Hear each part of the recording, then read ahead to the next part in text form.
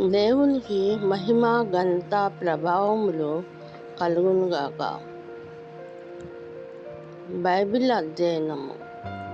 Mark సువార్త 3వ అధ్యాయము 1 నుండి 10 వచనములు. విశ్రాంతి దినమును కూర్చిన మరొక వివాదము. ఊట చేయగలవాన్ని స్వస్థపరచుట. విశ్రాంతి దినం విషయంలోనూ మనుషుల పట్ల ప్రభువారు చూపించిన ప్రాధాన్యత కేవలం మాత్రమే తన సువార్తలో రాయట గమనార్హం.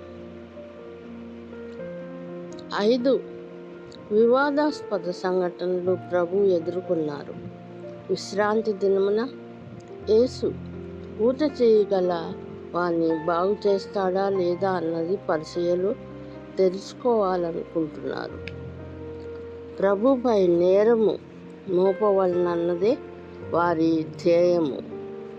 ఈ పరిచయులు మత ఆచార వ్యవహారాలకు ప్రాముఖ్యతనిస్తారు. ప్రభు యొక్క మతము సేవాభావంతో కూడింది. ఆయన నీవు లేచిన మధ్యన నిలువమని ఊట చేయి గలవానితో చెప్పి వారిని చూచి, విశ్రాంతి దినమున మేలు చేయుట ధర్మమా, ప్రాణహత్య ధర్మమా అని అడిగాను. అందుకు వారు ఊరకుండిరి.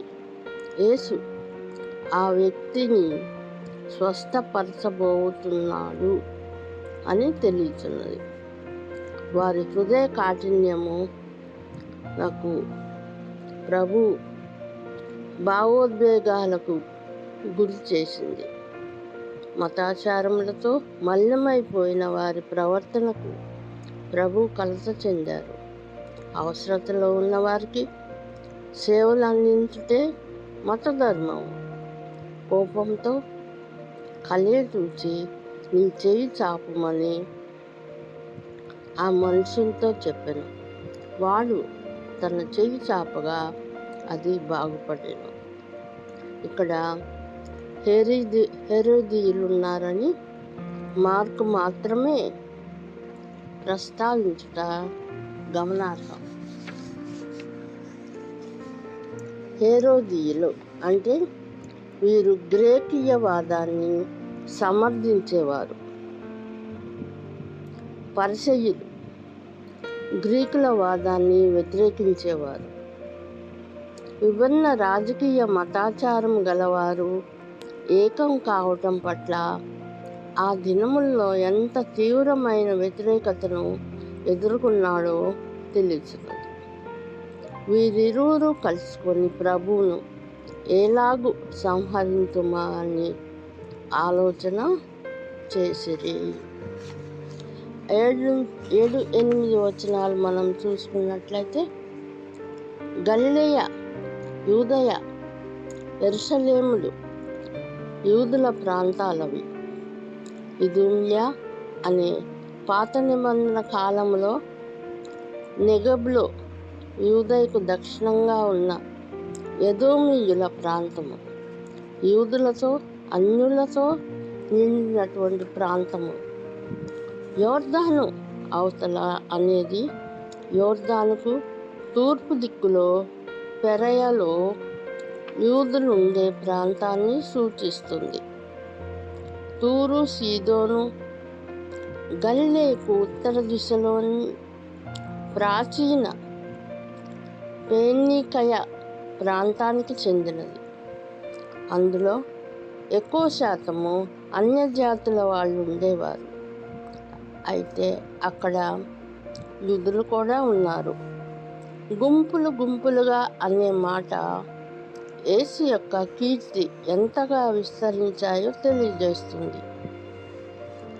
9-10 వచనాలు చూసినట్లయితే, యేసు అనేకులను స్వస్థపరిచెను.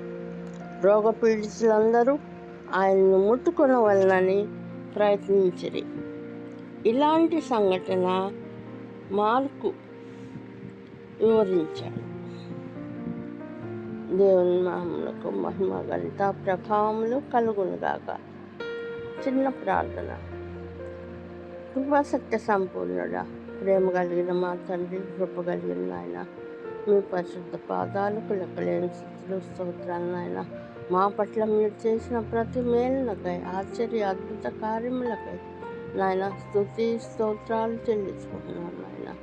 చెప్పబడిన వాక్యం నాయన వింటున్న ప్రతి బిడ్డ జీవితాల్లో నా ప్రభు నూరంతలుగా ఫలించలాగిన దీవించమని, మీ కంచెను నాయన ప్రతి బిడ్డ చుట్టూ ఉంచమని, మీ కృపతో ముడిపెట్టుకునమని నా ప్రభు తండ్రి నాయన. ఇంకా ఎంతమంది బిడ్డలైతే నాయన నా ప్రభు నాయన బాధల్లో కష్టాల్లో ఉన్నారు, వారందరినీ జ్ఞాపకం చేసుకోమని, యెరూషలేము క్షేమం గురించి జ్ఞాపకం చేసుకోమని యేసు నామములో ప్రార్థించి గణపరిచి వేడుకొంచున్నాను పరమ తండ్రి.